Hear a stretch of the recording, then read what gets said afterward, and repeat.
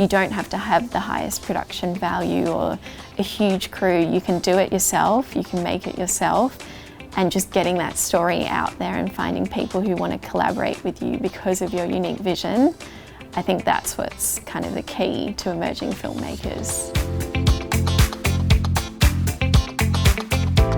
Hi everyone, I'm Bianca Tomchin. I'm a director and designer as well as a recent graduate of AFTRS.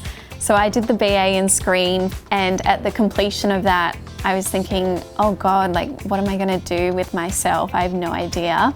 And I heard of this competition where you had to pitch your idea for the future of fashion, and I just thought, this is my last shot, you know? I've always loved fashion.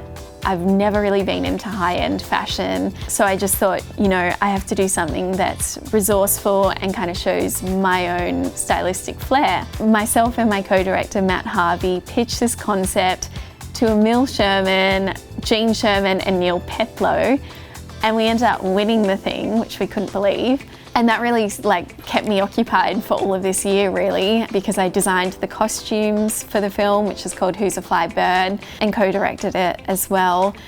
And that was just the most fantastic opportunity that I hate to think, what if it hadn't happened and what if I hadn't have entered this competition? But really, that opened so many doors. Like, we screened at Sydney's Fashion Hub, and now I've been distributing the film, so it's gone to Seattle, Miami fashion film festivals. It's gone to Canberra where it won Best Design, and I've just come back from Byron Bay Film Festival where it was in competition. Following on from that, I was able to secure an internship through Create New South Wales to work in an art department. So here are my top 3 tips on navigating life after film school. Obviously you have to network a lot because it's all about who you know really. And first and foremost, I found the easiest way to do this is to show a little bit of stylistic flair. So for events, I always make sure that I'm wearing something interesting because it's such a good conversation starter, and I think the most interesting filmmakers I've met because they said, oh, look at your jacket, or look at your bag, is that made from a tire? And I think that's what's beautiful about it, because this way you can show that you're unique, you have a sense of style, and you're interesting, obviously. And it doesn't really have to cost you any money. Like 90% of my wardrobe is from op shops, or I've made it myself. And that's what I think really sets you apart from the start, because whenever I see someone at a filmmaking event who looks really cool, that's the first person I gravitate towards. Say yes to everything, and not absolutely everything, because you don't want to be like yes man, but be selective, because you never know, you've got to do free work unfortunately in this industry, but you never know that it might pay off in the connections that you make.